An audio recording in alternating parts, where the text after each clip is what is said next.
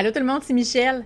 Est-ce que vous êtes passionné par la photographie de sport? Est-ce que vous avez des fois de la difficulté à anticiper le bon moment ou à gérer la lumière? Est-ce que vous aimeriez réussir des photos qui sont plus uniques et créatives? Si oui, ça tombe bien. Aujourd'hui, je vous propose 3 astuces concrètes et efficaces pour vous aider à réussir des beaux portraits de sport. Pour ceux et celles qui ne me connaissent pas, je me présente, je m'appelle Michel Grenier. Je suis une photographe professionnelle qui se spécialise dans la photographie commerciale, publicitaire et événementielle de sport. J'aime aussi beaucoup partager mes connaissances et rendre la photographie accessible à tout le monde. Avec l'expérience, j'ai réalisé qu'il y avait 3 grands piliers qui permettaient de réussir des portraits de sport exceptionnels.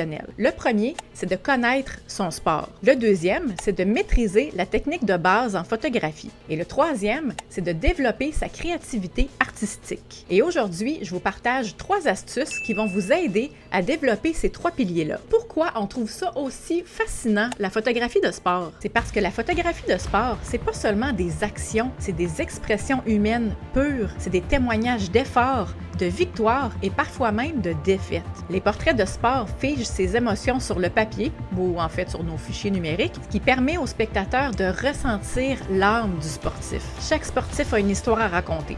Le portrait de sport, avec son pouvoir captivant, nous permet de plonger dans ces histoires-là. C'est l'énergie d'un boxeur pendant un combat, c'est l'émotion d'un athlète après un effort acharné, ou même le sourire d'un enfant qui marque son premier but au soccer. C'est des moments qui deviennent des tranches de vie qui vont résonner beaucoup plus loin que sur le terrain. La première astuce est en lien avec le premier pilier, qui est de connaître son sport. Et pourquoi c'est un pilier important? Premièrement, ça nous permet d'anticiper l'action. Ça nous permet de capturer le moment clé à l'apogée du mouvement. Ça nous aide aussi à avoir les bons angles. Il y a certains mouvements qui vont être mis en valeur quand on est dans un certain angle plutôt que dans un autre. Connaître son sport, ça nous aide aussi à comprendre ce qui se passe devant nous. Je vais vous faire une petite confession, même si je suis une photographe de sport, je vais vous dire très honnêtement que moi, le football, c'est comme parler un petit peu chinois. C'est une discipline que je connais pas beaucoup. Alors si vous m'envoyez sur le terrain et que je regarde un match de football, je vais pas comprendre ce qui va se passer devant moi. Mais si vous m'envoyez dans un sport que je suis vraiment à l'aise de photographier, comme par exemple du CrossFit,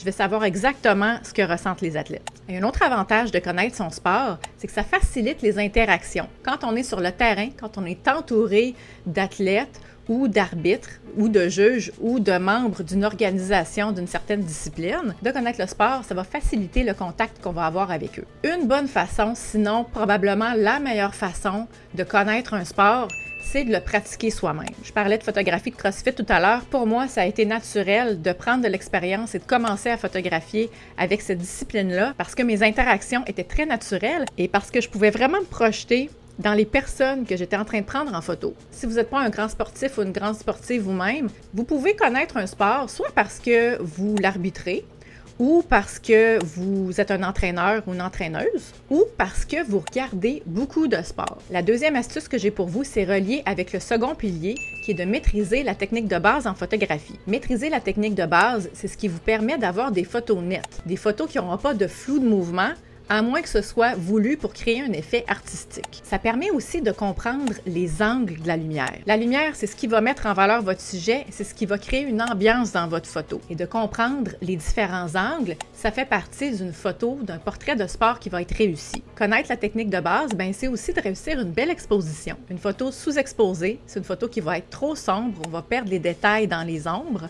Et une photo surexposée, c'est une photo qui est trop claire, où on va perdre les détails dans les hautes lumières. Une bonne exposition, c'est une photo qui a de la lumière équilibrée. Et maîtriser la technique de base, ça va aider aussi à faire votre mise au point. Il y a différents modes de mise au point. Chacun d'eux va être adapté à différents sujets, mais habituellement, en photographie de sport, plus souvent qu'autrement, nos sujets vont être en mouvement et il y a des modes qui vont vous aider à mieux suivre votre sujet et à augmenter votre taux de réussite. Une belle façon pour maîtriser la technique de base en photographie, c'est de maîtriser le triangle d'exposition, de savoir comment utiliser la vitesse, l'ouverture et l'ISO. C'est ce qui va nous aider à atteindre une photo qui est vraiment exceptionnelle. Par exemple, on peut décider d'utiliser une vitesse qui est plus lente, comme 1/30 de seconde, pour réaliser un effet de filet ou de flou de mouvement artistique. Ça crée un effet qui est très dynamique. On peut aussi décider de figer le mouvement avec une vitesse qui est plus rapide, comme par exemple 1/500e de seconde, ce qui va permettre de figer le mouvement dans le temps. Malheureusement, si vous êtes toujours en mode automatique avec votre appareil photo, vous ne serez jamais en mesure de créer un effet de filet parce que votre boîtier n'a pas été configuré pour ça.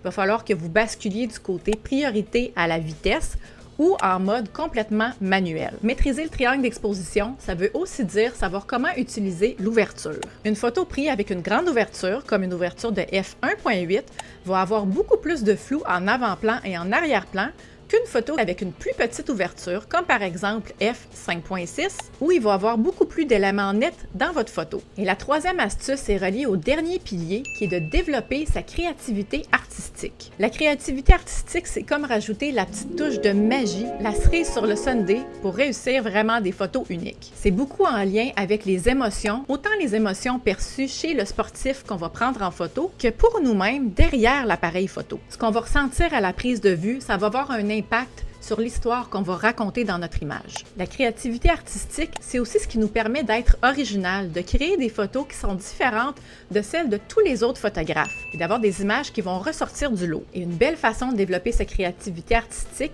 c'est de découvrir des nouvelles techniques. Ça peut être soit de travailler avec des techniques de longue exposition, comme on a vu un petit peu plus tôt, ou de découvrir le light painting, ou de travailler avec du flash, ou même de travailler sa technique en post-production. C'est ce qui va vous permettre de transformer une belle photo en photo exceptionnelle. Et ça, c'est juste 3 astuces pour vous aider à réussir à le faire. Si vous voulez poursuivre votre apprentissage pour en apprendre davantage, je vous invite à vous procurer ma toute nouvelle formation « Portrait de sport, des photos exceptionnelles à portée de tous ». Dans la formation, je partage 6 astuces supplémentaires qui sont basées sur les 3 mêmes piliers que vous allez être en mesure d'appliquer immédiatement dans votre photographie. La formation comprend aussi un guide gratuit pour vous aider à mettre en application vos nouvelles connaissances. Pour vous procurer la formation, rendez-vous sur ma plateforme éducative en ligne apprendre-la-photo.ca. Je vous invite à partager la vidéo avec d'autres personnes qui sont passionnées par la photographie de sport. Ça m'aide à faire connaître la chaîne et à aider encore plus de photographes. Si vous avez des questions ou des commentaires, gênez-vous pas, mettez-moi ça juste en dessous. Merci beaucoup d'avoir été là, puis on se dit à la semaine prochaine pour une autre vidéo. Bye! Êtes-vous passionné de photographie de sport? Avez-vous déjà rêvé de réaliser des photos uniques et créatives que vous êtes fiers de partager? Si oui, j'ai une annonce qui va vous faire plaisir. Ma toute nouvelle formation « Portrait de sport, des photos exceptionnelles à la portée de tous ». Imaginez-vous maîtriser l'art de la photographie de sport en quelques étapes faciles. La formation vous propose 9 astuces simples et efficaces que vous serez en mesure d'appliquer immédiatement. Les astuces sont basées sur 3 piliers fondamentaux. Premièrement, apprenez à connaître et comprendre votre sport. Plongez-vous dans l'action et soyez prêt à capturer le moment parfait. Deuxièmement, maîtrisez la technique de base en photographie. Découvrez les réglages optimaux pour réaliser des clichés nets et une bonne exposition, même dans des conditions difficiles. Troisièmement, libérez votre créativité artistique. Laissez-vous inspirer pour créer des portraits uniques et mémorables. Je vous invite à profiter de l'occasion et à me rejoindre pour réussir des portraits exceptionnels de sport. Au plaisir de vous voir dans la formation.